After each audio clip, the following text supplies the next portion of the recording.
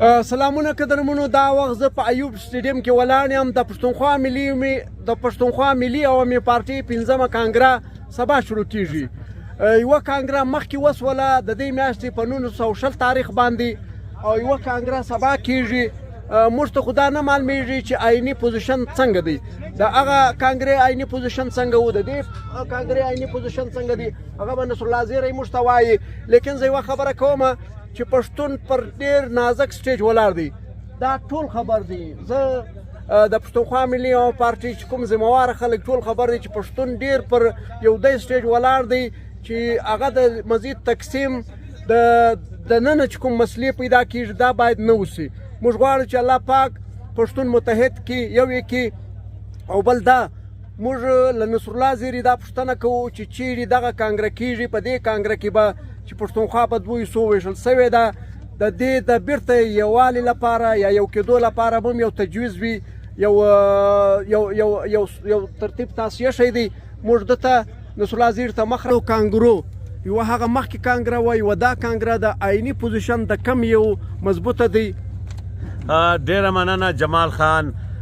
دا وخت موږ د کوټې تر ټولو لوی سټیډیم ایوب سټیډیم کې ولاړ یو، او د پښتونخوا ملي عوامي پارټۍ د 5مې کانګرې تیاری روانه ده. پنډال دا دی لګېدلی دی، په زراو کرسیانې لګېدلې دي، تاسو هغه په خپله لیدلی سئ، د دې مشاهده کولی سئ. او مندوبین را روان دي. دا ټیم د خیبر پښتونخوا څخه په زراو مندوبین راورسېدل او هغه ته اوس ځای په ځای سو. داسې خبره ده چې د پارټۍ چې کوم صورتحال و په هغه باندې تاسو خبر یاست چې پارټۍ د یو تنظیمي په اول سر کې، بیا په آیني او سیاسي نظریاتي بحران سره پارټۍ مخامخ وه. له تېرو څو کالو راهیسې په ګوند کې دا غوښتنه کېده چې د ګوند یوه مرکزي کمیټۍ شته چې هغه مرکزي کمیټۍ راوغوښتل سي او په هغه کې دا ټول شیان بحث سي، او هر څوک خپل وړاندیز کې چې متفق سو هغه به د پارټۍ مجموعي بیانیه سي د پاکستان د سیاست او بیا په خاصه توګه د افغانستان په سیاسي صورتحال باندې. خو بدبختانه هغه مرکزي کمیټۍ نه راغوښت کېده.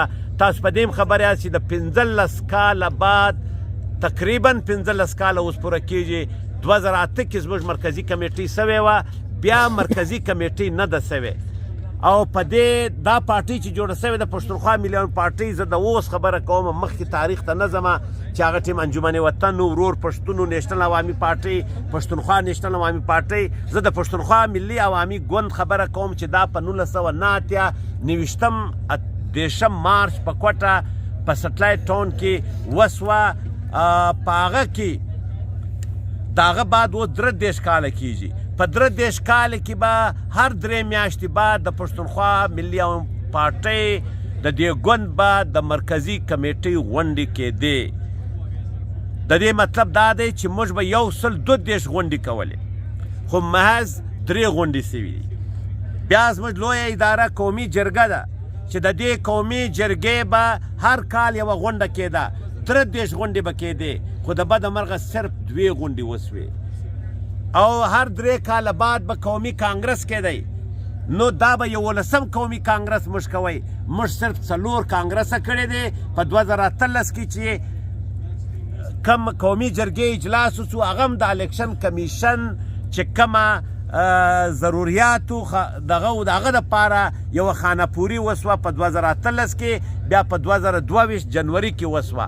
ولې چې زموږ رجسټریشن یې کینسل کړي یو وار. که تا په یاد وي عبدالرحیم خان مندوخیل صاحب چې وفات شو، د هغه بعد چې زموږ امیدوار و جمال خان، هغه موږ ودروی، د هغه نشان سوزکی و په دې چې پارټۍ انټرا پارټۍ الیکشن نه و کړی. نو هغه 2013 او 2022 د جنوري هغه قومي جرګې اجلاس و، هغه کانګرس نه و.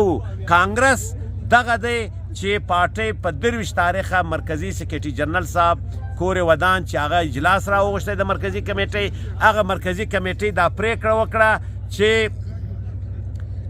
په 28 او 28 د دسمبر به په کوټه کې په ایوب سټیډیم کې به کانګرس کېږي. د دې دپاره تیاریانې روانې سوې. کانګرس ته دا یو جلسه عام نه وي. کانګرس ته منتخب ډیلیګیټس راځي، منتخب مندوبین راځي، استازي راځي. هر یونټ زموږ مثال موږ په جنوبي پښتونخوا کې 3000 ابتدایي نوټان لرو. دا 3000 نوټانو خپلې غونډې وکړې، خپل استازي وټاکل. سبا به هغه استازي راځي او د خیبر پښتونخوا سره منتخب استازي را روان دي، د سند سره روان دي، د پنجاب اسلام آباد سره روان دي. دا به راځي، دا به کانګرس به وي، دا به خپل رهنما ادارو انتخاب به کوي. نو موږ دا خبره کوو چې دا مرکزي کمیټې راغوښتل سوی آئینی کانګرس دی.